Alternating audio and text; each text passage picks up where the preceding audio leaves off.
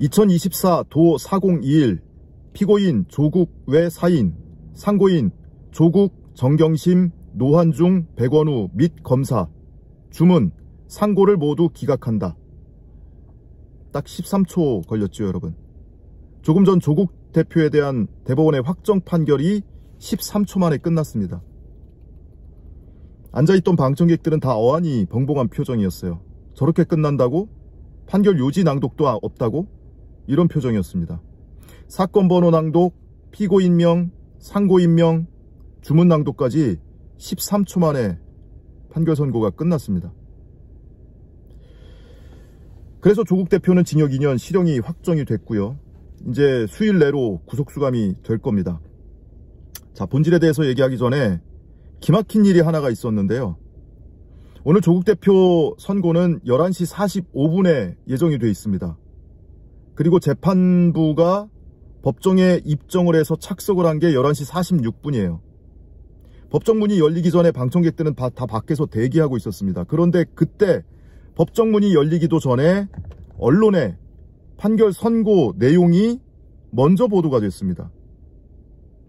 11시 43분에 조국 입시비리 징역 2년 확정, 의원직 상실이라는 언론 보도가 먼저 나왔습니다. 직접 여러분께 보여드리겠습니다. 위에 보시면 시간 보이시죠? 11시 43분에 캡처된 화면입니다. 중간쯤에 조국 입시비리 징역 2년 확정, 의원직 상실, 국민일보 기사 보이시죠? 어떻게 이런 일이 있을 수 있죠? 법정문이 열리지도 않았고 재판부가 입정하지도 않았고 당연히 판결 주문 낭독하지도 않은 상태였습니다. 그런데 어떻게 언론에 먼저 보도가 되죠? 혹시 기자들한테 먼저 결과를 알려주고 엠바고를 걸어놓은 거 아니야? 그런데 누가 먼저 몇 분 전에 보도한 거 아니야? 그런 일은 없어요. 저도 법원 출입을 현직 기자 시절에 오랫동안 해왔지만 그런 일은 있을 수가 없습니다. 기자들도 법정에서 판결 선고를 할 때 그때 알게 됩니다. 비로소. 근데 어떻게 먼저 판결 결과를 알고 보도가 되죠? 캡처된 거는 11시 43분이지만 법정 밖에서 대기하다가 기사가 떴다 라고 얘기를 하고 기사를 확인한 게 11시 40분 무렵이었습니다. 어떻게 이렇게 보도가 먼저 될 수 있는가? 자, 본질로 돌아가서 어쨌든 조국 대표는 확정 판결을 받았기 때문에 이제 실형을 살아야 됩니다. 징역 2년 형을 살아야 되고요. 피고인은 조국 대표만 있는 게 아니에요. 정경심 교수도 피고인입니다. 정경심 교수 징역 4년 확정 판결을 받았었잖아. 맞아요. 판결 받고 상당 부분 살고 나왔죠, 형을. 그런데 그 입시비리 관련 혐의 말고 조국 대표하고 추가로 기소를 해놓은 혐의가 있었습니다. 뭐 재산 신고를 허위로 했다. 그래서 공직자윤리법을 위반했다. 이런 등등의 혐의로 추가 기소된 게 또 있었어요. 그리고 아들과 관련된 입시 관련 혐의가 또 있었고, 이것에 대해서도 징역 1년에 집행유예 2년 확정이 됐고요. 조민씨, 조국 대표 딸에게 장학금을 준 것이 뇌물이다, 청탁금지법 위반이다, 이런 혐의로 기소가 됐던 노환중 부산의료원장 벌금 1,000만 원 형이 확정이 됐고, 이른바 유재수 감찰무마 사건으로 일컬어지는 직권남용 혐의로 기소된 백원우 전 민정비서관, 박형철 전 반부패 비서관, 2명의 청와대 비서관에 대해서는 백원우는 징역 10월 확정, 박형철은 무죄, 1심, 2심, 3심 다 무죄입니다. 박형철은 검사 출신이죠. 이 사건 수사 초기에 조국을 비난하고 청와대를 비난하면서 검찰 편을 들어서 검찰에게 유리한 진술을 마구 했던 그 박형철 전 반부패 비서관은 1심 때부터 일관되게 무죄 판결을 받았습니다. 결국 이렇게 박형철은 빠져나갔습니다. 자, 그러면 조국 대표가 이렇게 실형을 선고받고 의원직이 상실되면 당대표직은 어떻게 되는 거냐? 조국혁신당 당대표직은 김선민 수석 최고위원이 대행을 맡게 됩니다. 아예 미리 조국혁신당 당원 당규에 그렇게 규정이 돼 있습니다. 그럼 의원직은 어떻게 되는 것이냐? 의원직은 조국 대표는 비례대표 의원이잖아요. 조국혁신당 12명의 의원 모두가 비례대표 의석이잖아요. 이 경우에는 비례대표 의원이 직을 상실하게 되면 차순위 후보자가 직을 승계하게 됩니다. 그래서 백선희 서울신학대 교수가 의원직을 승계하게 됩니다. 이 의원직 승계는요, 선관위에서도 지금 신속히 하겠다고 하기 때문에 모든 절차를 다 밟고 의원직을 승계하기까지 하루만 해도 가능하다고 합니다. 그래서 내일 당장이라도 이 13위 순위에 있었던 백선희 교수가 의원직을 승계받을 수가 있어서 윤석열 탄핵 표결을 앞두고 지금 표가 의석이 하나하나가 중요한 상황인데 어떻게 되느냐, 당장 내일이라도 승계가 된다면 이 탄핵안 표결하는데 큰 지장은 없다, 이렇게 말씀드릴 수 있을 것 같고요. 조국 대표는 실형이니까 법정 구속 아니야? 법정 구속은 아니고요. 대법원에서 불구속 상태에서 상고심 선고를, 실형 선고를 하는 경우에 법정 구속 시키진 않고, 더더군다나 피고인이 직접 출석하는 것도 아니기 때문에 보통 2, 3일 걸린다고 합니다. 근데 빠르면 뭐 하루 이틀, 조금 더 시간을 벌면 다음 주 월요일쯤 출석을 해서 수감이 될 수도 있다. 그래서 어찌됐든 조국 대표는 수감이 돼서 실형을 살아야 되는 이런 상황이 이어서, 다만 현재 전국하고 맞물리면서, 이 내란 사건 전국하고 맞물리면서 조국 대표가 의원직을 잃게 되면 탄핵안 표결하는데 하나가 또 부족하게 되는 것 아니냐, 이런 우려가 있을 수 있는데, 어쨌든 신속하게 의원직 승계가 이루어질 수 있기 때문에 탄핵안이 뭐 내일 이루어지든 아니면 토요일에 이루어지든 그 의원직 누수는 없을 수도 있겠다라는 생각을 하게 됩니다. 사실 이 사건의 주심 대법관이요, 엄상필 전 서울고법 부장판사입니다. 정경심 교수에게 징역 4년형을 선고했던 판사예요. 그래서 별로들 기대 안 했습니다. 별로들 기대 안 했어요. 자기가 입시와 관련해서 모든 입시 관련 혐의를 다 정경심 교수에게 유죄 선고를 해놓고, 그리고 중역 선고를 해놓고, 그 사실관계를 공유하고 있는 이 사건에서 입시 관련 사건을 무죄로 선고하거나 뒤집을 가능성은 제로로 수렴하잖아요.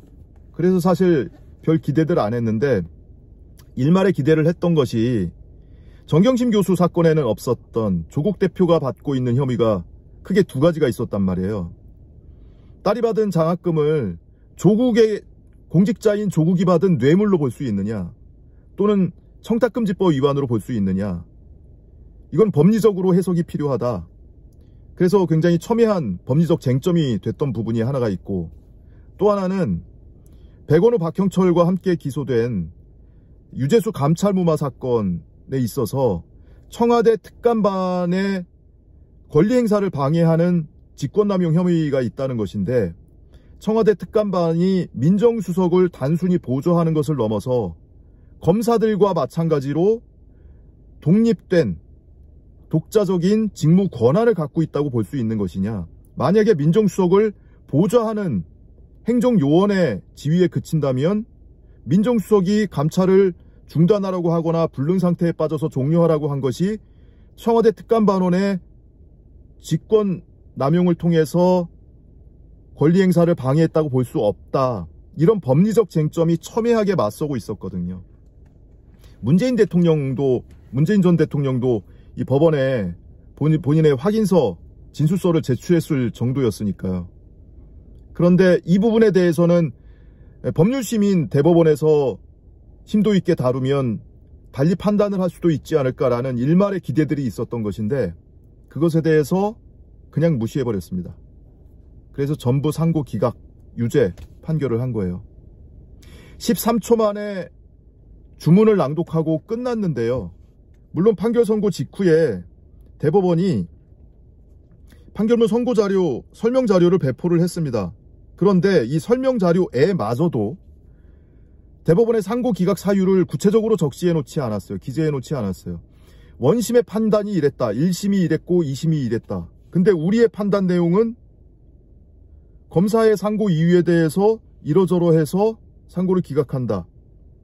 피고인들의 상고 이유에 관해서 딱 5줄, 원심의 유죄 판단에 필요한 심리를 다하지 않은 채 논리와 경험의 법칙을 위반하여 자유심증주의의 한계를 벗어나거나 증거재판주의, 무죄추정원칙, 위법 수집증거 배제 법칙, 공소권 남용, 검사의 객관 의무, 죄형 법정주의, 공모 공동정범, 각 범죄의 성립 등에 관한 법리 오해, 판단 누락, 이유 불비 등으로 판결에 영향을 미친 잘못이 없음. 피고인 1, 즉 조국의 양형 부당 주장은 적법한 상고 이유가 되지 못함. 이게 끝이에요. 구체적인 사유를 적시해 놓지 않았습니다. 우리가 판단하면 그대로 알면 돼. 정 궁금하면 나중에 판결문 나오면 그때 보든지. 이런 불친절하고 오만한 법관들의 태도를 그대로 반영한 설명자료입니다.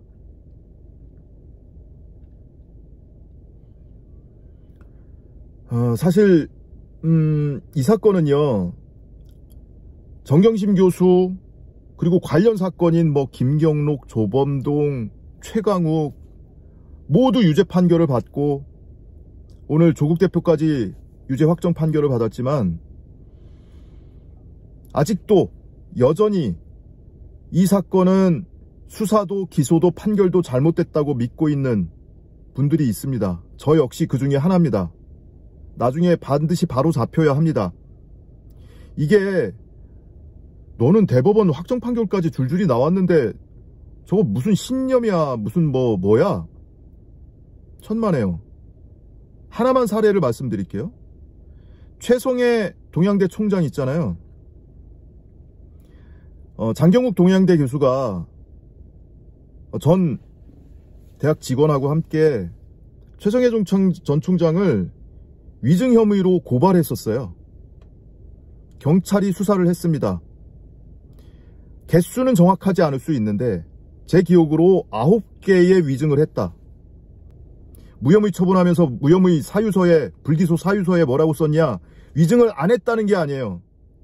사실과 다른 진술을 한 거 맞아. 위증한 거 맞아. 그런데 의도적으로 고의적으로 위증한 게 아니고 시간이 지나서 헷갈릴 수도 있고 혼동을 일으킬 수도 있는 것이었어. 그러니 처벌하지 않을래. 위증했다고요. 그것이 이 사건 판결에 영향이 없는 내용이 아니라고요. 그리고 최성해를 괴롭혔다면서 진술하는 증인을 괴롭혔다면서 중형 사유로도 삼았잖아요. 뿐만이 아니에요. 그 위증과 결부돼서 증거를 인멸한 정황들이 발견이 됐습니다. 그거를 장경욱 동양대 교수가 굉장히 꼼꼼하게 모든 기록을 한자 한자 눌러가면서 분석하고 입증했고 문서화해놨습니다.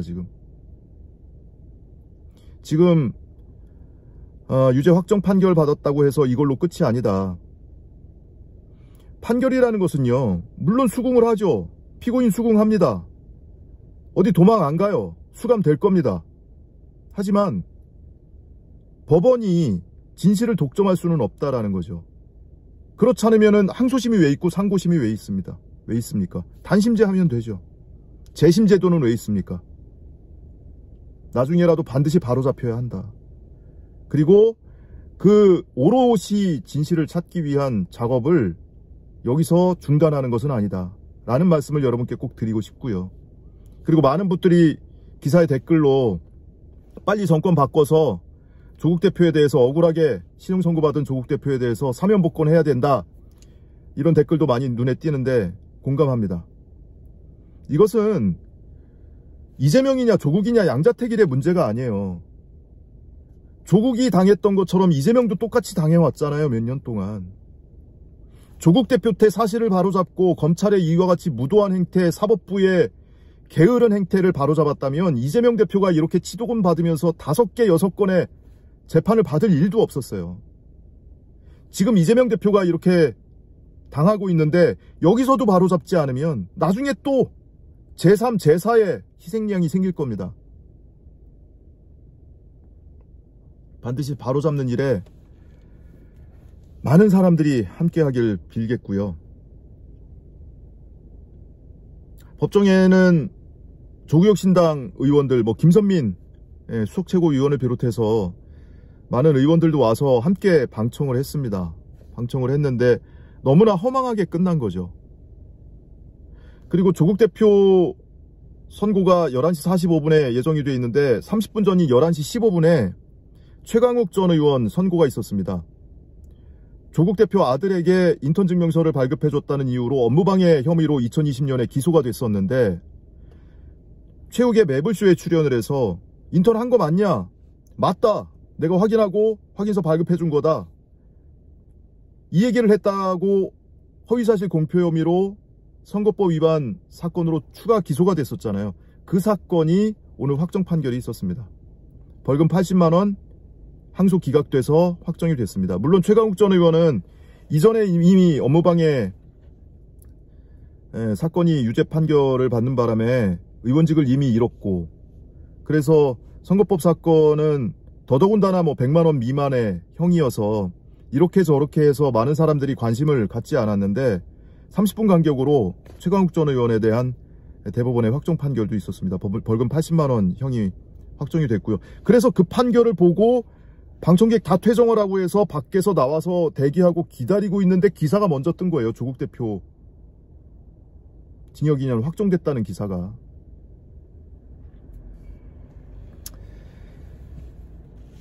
자, 여기서 끝나는 것이 아니다. 그리고 조국 대표가 이 고초가 계속 수감이 돼서 또 고초가 이어지겠지만 빨리 좋은 세상이 와서 그 고초를 빨리 끝냈으면 좋겠다. 그리고 지난 5년간 조국 대표가 기소된 게 2019년 12월 30일이었습니다. 그리고 이미 그 며칠 전에 동부지검에서 직권남용 혐의로 구속영장 실질심사가 있었죠. 그리고 정경심 교수는 9월에 기소가 돼서 2019년 9월에 인사청문회 당일에 기소가 돼서 재판을 받아왔잖아요. 하나만 더 말씀을 드릴게요. 9월 6일 인사청문회 당일에 기소됐던 표창장 위조 혐의에 대해서는 모두 무죄 판결 받았습니다. 여러분. 유죄잖아. 유죄 받은 것은요, 그 이후에 재판 중에 공소사실 ABC를 다 바꿔가지고 추가 기소한 게 유죄 판결 난 거예요. 파일로 오려 붙였다 어쩌고 이랬던 거. 9월 6일에 기소했던 거는 직인을 갖다 날인했다면서요. 누가 언제 어디서 어떻게 다 다른, 오로지 조국 낙마를 목표로 기소했던 2019년 9월 6일 인사청문회 당일의 기소는 무죄 판결 받았다고요. 그럼 그거 왜 기소했냐 검찰이? 조국 낙마하라고. 거기서 국힘 의원들이 배우자가 기소되면은 후보직 사퇴할 겁니까? 압박해가면서. 그건 여러분 기억을 해두세요.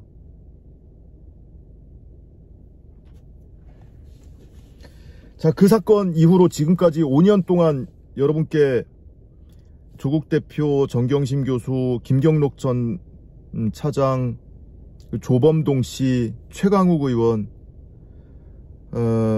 이런 관련인들에 대한 재판 소식을 전해왔습니다. 전해드려왔습니다. 그리고 그 재판 과정에서 서울대 공익인권법센터 국제학술대회에 조민 씨가 참석했었다라고 증언을 했던 전 서울대 공익인권법센터 사무국장 위증 혐의로 재판받고 있습니다. 근데 1심 무죄 받았습니다. 어쨌든 이 사건을 5년 동안 여러분께 전해드리면서 잠깐 희망적인 판결 소식도 전해드릴 때가 있었죠. 조범동 씨 1심 판결에서 정경심 사모펀드 실소유주설, 조국 펀드설, 그것이 다 부인됐잖아요. 그런 1심 판결이라든지 잠깐씩은 희망적인 판결이 나오기도 했지만 대체로 큰 줄기는 유죄 판결을 그거를 하나도 꺾질 못했습니다. 저는 이번 이재명 대표 사건 지켜보면서 기시감이 든다는 말씀을 드린 적이 있는데요. 그 말씀이 무슨 의미냐면, 예를 들어서 검찰이 얘기하는 이른바 7대 스펙, 7가지의 무슨 뭐 인턴십 확인서, 봉사활동 확인서, 표창장 뭐 등등의 이제 스펙이 있는데 그것이 정도의 차이가 있단 말이에요. 입증의 정도의 차이가. 그 중에 명백하게 더 이상 무죄 입증이 불가능할 정도로 탄탄하게 무죄가 입증됐다고 하는 것까지 전부 유죄 판결을 하는 걸 보면서 이것은 사법부 내에 유무원의 기류가 있다. 흐름이 형성됐구나. 관련 사건들 전부 유죄 판결을 해야 한다라는 분위기가 형성이 돼 있구나. 그걸 오늘 다시 한번 깨닫게 됐습니다. 얼마든지 무죄 판결을 쓸 수 있고 그렇다면 그것은 피고인의 이익으로 해석을 해야 됨에도 불구하고 입증 책임을 피고인에게 전가시키고 피고인이 더 이상 할 수 없을 정도로 무죄를 입증했음에도 불구하고 그것은 따로 판단하지 않겠다라면서 유죄 판결을 하고 이런 일들이 반복이 되어 왔고 그 과정에서 저는 희망회로를 최대한 자제를 하고 희망고문을 자제를 하려고 노력을 했으나 많은 분들께서 판결 선고가 날 때마다 고개를 떨구게 되고 분노하게 되고 그런 일들을 뭐 제가 막을 수 있는 사람도 아니지만 어쨌든 그런 일들을 막지 못했습니다. 여러분께 사과드립니다. 반드시 올바른 결론이 나오기를, 상식적인 결론이 나오기를, 일반인들의 상식이 부정당하지 않기를 바라는 마음으로 꾸준히 재판 내용을 지켜보면서 여러분께 소식을 전해드렸는데 매번 이렇게 반가운 소식보다는 그렇지 못한 소식, 결과를 알려드리게 돼서 여러분께 죄송합니다. 하지만 저는 이게 끝이 아닙니다. 제가 할 수 있는 역할이 뭐가 됐든 그리고 장경욱 교수를 비롯해서 그 주변에 여전히 이 사실을 바로잡아야 한다라고 믿고 있는 분들과 함께 끝까지 포기하지 않고 시간이 걸리더라도 이 사건이 오롯이 진실이 드러나게끔 할 수 있는 일이 있다면 모든 노력을 다 하겠습니다. 그리고 이게 조국 대표에서 끝나는 것이 아니고 이렇게 검찰이 억지 수사를 하고 사건을 꿰맞추고 그것이 재판부에서 걸러지지 않고 이런 일들이 바로잡히지 않으면 그것이 바로 이재명으로 이어져서 지금 이재명 대표가 이렇게 고초를 겪고 있는 것이고요. 이재명 대표에서도 이걸 끊어내지 못하면 제3, 제4의 조국 제4의 이재명이 나올 수도 있습니다. 그래서 더더욱 이걸 그냥 포기하고 넘어가면 안 된다라고 생각을 하고요. 앞으로 이 정국이 어떻게 갈지 모르겠습니다. 당장 내일이든 모레든 윤석열이 탄핵될 수도 있고요. 오늘 윤석열 긴급 담화 발표하는 걸 보면서 제 패친 중에 누군가가 SNS에 저한테 이렇게 문자를 했더라고요. 윤재 마취총 쏴야 되는 거 아니야? 저대로 뒀다간 큰일 날 것 같은 거죠.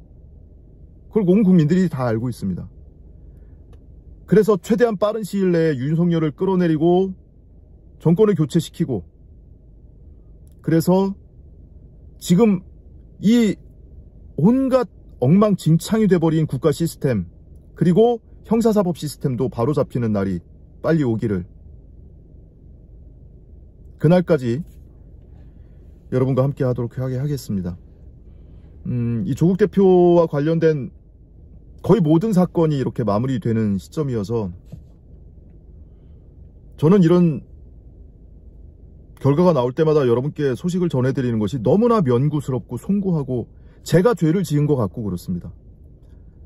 여러분하고 같은 마음으로 무죄가 나오기를 소망을 하고 그리고 재판 과정에서 검찰이 어떻게 증거와 사건을 왜곡시켰는지 비틀고 했는지 그리고 누가 거짓말을 하고 있는 것인지를 최대한 드러내고 여러분들께 말씀을 드리려고 노력을 해왔습니다만은 그것이 좋은 결과로 나올 때 여러분들께 저도 조금 더 밝은 표정으로 말씀을 드릴 수 있을 텐데 그렇지 못해서 여러분께 거듭 사과드리고요. 하지만 나중에 또다시 사과를 드리는 일이 있더라도 여정을 멈추지 않겠습니다. 오늘 방송 여기서 마치겠습니다. 그간 응원해주신 여러분 조국 대표 가족과 주변인들에 대해서 응원해주신 여러분 모두 감사드리고요. 조국 대표도 아마도 본인이 영어의 몸이 되지만 그동안 응원해주신 많은 국민들께 감사를 드릴 겁니다. 고맙습니다, 여러분.